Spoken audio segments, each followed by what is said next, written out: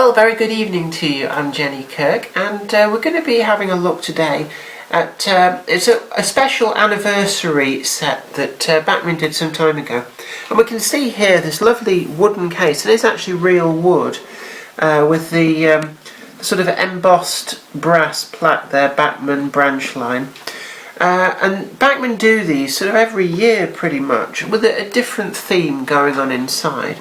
And this one, we're kind of going back on the rewind, and it's, if I open these two clips here, let's pop it open. This actually goes back to the 1990s, and we can see here that we've got the certificate, and it's the N-class 2 locomotive set, and this is from 1998.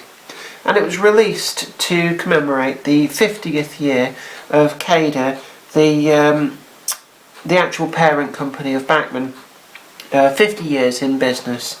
So we've also got here the usual paperwork that you get with any locomotive, the service sheet and the guarantee sheet. So we'll put those to one side. We'll put the certificate to one side as well. This is number 855. And they did 1,000 of these, so a little bit more than your usual limited editions. And these were available direct through Bachmann, or through the dealer network. Just move aside the polystyrene type paper there, which just protects these locomotives in transit. You can see that the inside of this box is lined with quite a soft foam. But in there we see it's the two Southern Maunsell N class locomotives that they did. But we've got these in the original Southeastern and Chatham Railway livery in the grey, and also the later Southern Railway green. And what we're going to do here is I've got to be very careful, because these hinges only open to where you see the lid, but I'm quite frightened. I don't want to put a lot of weight on them because it will damage those hinges. So what I'm going to do is I'm going to turn this around, and I'm going to gently get these locomotives out from this case, and I've got to really do this in a way. In fact, yes, I'm going to ask my camera woman there just to support the lid, because I don't want to cause any damage to this. And we can see this is quite a soft foam, and we've got tucked away in here the little detail packs. You'd normally find these just sort of swanning around inside the box of the locomotive. We've got them. These are actually the steps, front steps for the locomotive. That you'd put on, say, if you're putting it in a display cabinet. I'm going to run it on very fine scale track. We've got a set of grey ones that go with the SECR livery locomotive, and then we've got the lined olive green ones that go with this locomotive. I'm just going to leave those in there, to be honest with you, whilst we try and shoehorn these locomotives out. Now, just want to be careful, because you don't want detail parts like, for example, the whistles jamming in the foam and getting broken off. Now the locomotive and the tender on both of these are actually connected together, so we have to get both of these out in one go. So there we are, we've got that free. I'm just going to put that to one side there. I'll get the other one out, and then we can have a closer look at both of these together. So again, locomotive and tender joined together, so we're just going to ease those out, put those to one side, and then we can get rid of this case out of the way, and we can get ourselves a really good look at these locomotives. And let's start off with the Southeastern and Chatham Railway one. And we can see there it's the sort of First World War austerity grey livery that this has been issued in. And when these locomotives were originally built, or at least the first batch of these, because the Southern Railway did then go on to produce two later batches, there were also quite a number of these that were built as a prefabricated set of parts, for want of a better expression. And these were built to the at a works in Woolwich, and it was really part of a government effort to provide work and keep in employment some of the skilled workers at the foundry after the First World War had ended. And a lot of these kits of parts were bought by the Southern Railway after the war and then assembled into complete locomotives as and when. But some of them were also bought by some of the railway companies in Northern Ireland and were built re-gauged for the, I think it's 5'3" wide tracks that they use over in Ireland. There's also, I believe it's about 6 of them were bought and then modified by Kitson's in Leeds, I think, and these were modified into 264 tank locomotives for the Metropolitan Railway, although these were fairly short-lived and didn't actually last until nationalisation. Now, I'm going to introduce another locomotive at this point, and this is a locomotive that has featured in some of our videos before, and this is the far more recent Wainwright C class from Bachmann, but in the Southeastern and Chatham Railway utility grey livery. I'm going to put these side by side, and what we can see here is that there's a reasonable close approximation of the colours to each other, but the N class is actually a little bit lighter, which might look a little bit odd if you were nitpicking, but in reality there were variation between different shades. Indeed, once the locomotive had been released to traffic and subjected to UV light, it would probably fade anyway. So we can see there we've now actually got quite a nice pair of locomotives that we can use on the layout, or indeed just sit next to each other in the display cabinet. So I'm just going to put that to one side, but that just gives you a nice comparison for anybody wondering how close these two locomotives are together. Now, one thing which this livery is quite cruel with is we can see the moulding seam all along the top of the boiler. These would have been produced when this model was pretty new from Bachmann, so that's not down to wear of the moulds, it's just simply the design of the mould, and this livery really does show it up. If I look on the southern green one, that seam is there, but the livery hides it much better.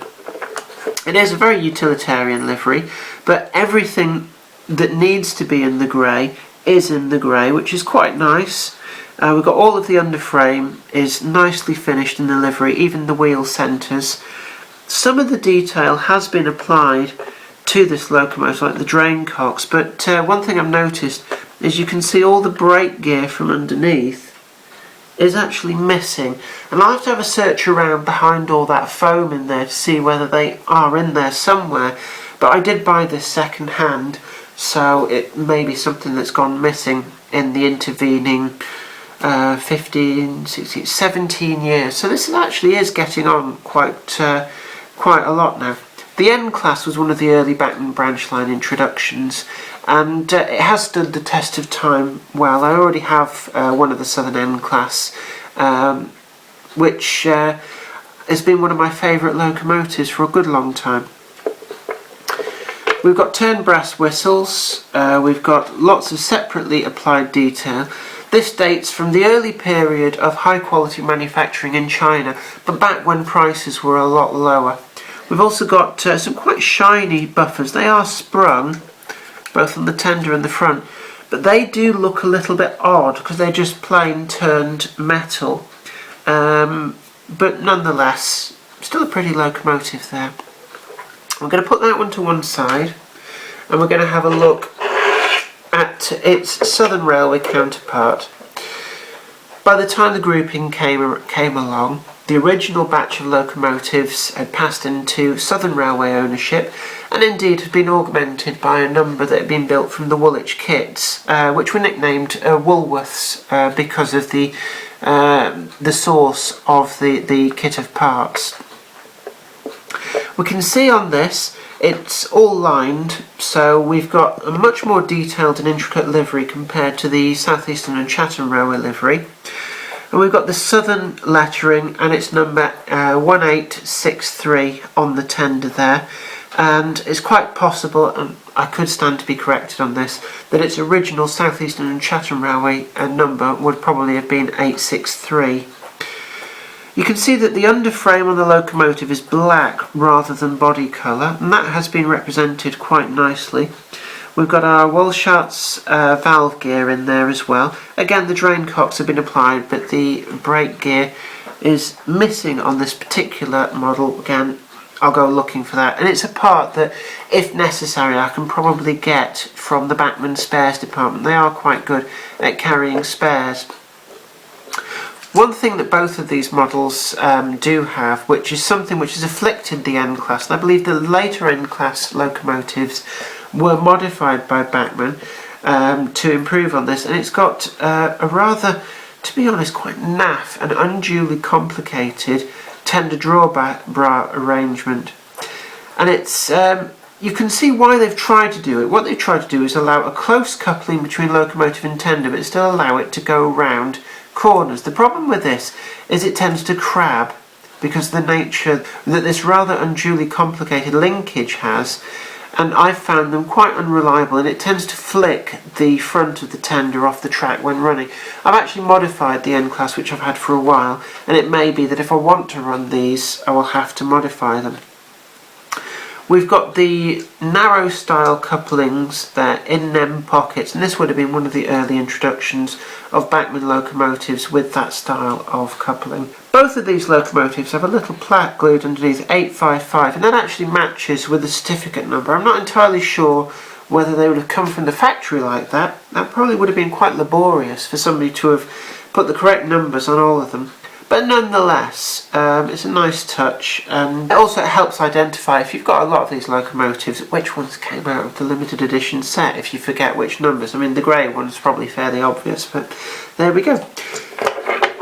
Anyway, a nice bit of Bachmann memorabilia going way back to the 1990s, and a good addition to the set. I bought this fairly inexpensively off eBay, obviously no longer available through Bachmann. But every year Bachmann do come out with some of these, and there have been things like the War Department 280 in Longmoor military railway livery, to name but one other that they've done. I think the most recent one is the 7F, the Austin 7F, in Somerset and Dorset joint railway blue livery.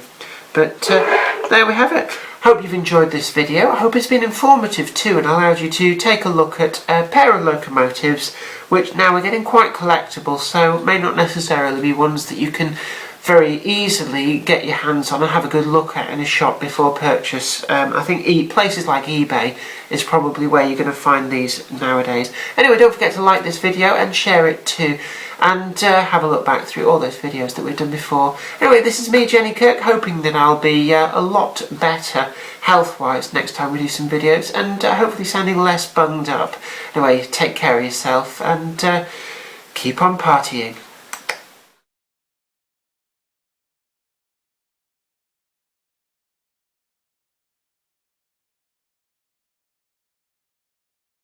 Well, going deep through the box, we've been looking for some of the extra bits which I couldn't immediately find. We found the brake gear, still sealed in their little packets, which actually adds to the authenticity of this set. What it says is that it hasn't really been used very much. But we also found these blue ribbon tags.